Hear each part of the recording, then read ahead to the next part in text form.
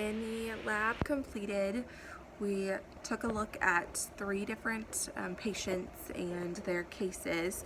With patient A, he presented to the clinic with complaints of syncope, so he was passing out. He also had a sister who had passed away from heart disease. So with auscultation, listening to the heart, it was found that he had a systolic murmur. And then a echocardiograph was done that showed that the patient had a dilated aorta,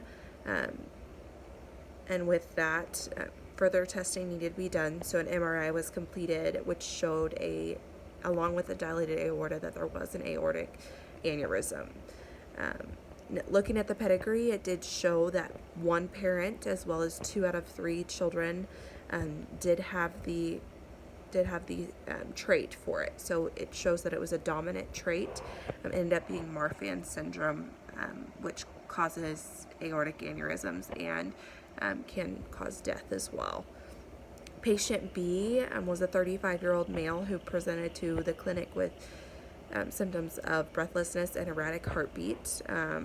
On auscultation, you could hear that the sounds were split, and they were harsh sounding. It was kind of unable to tell exactly what kind of murmur. So an echocardiogram was done, and it showed that the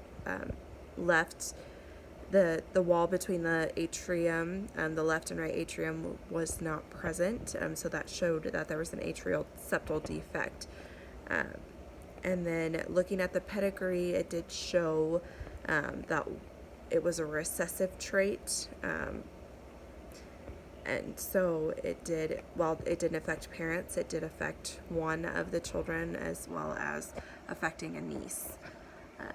With patient C, he is a 55-year-old male that presented to the clinic with shortness of breath or dyspnea and fatigue with strenuous activity.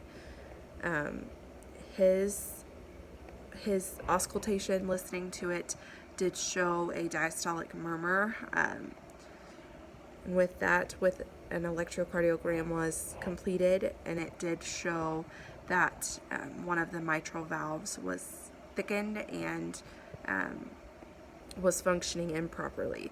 So with that, we looked at the pedigree. The pedigree did not show that it was a recessive trait. It did show that the children had the trait, but parents nor the children of those with the trait did have it, so it wasn't recessive at all.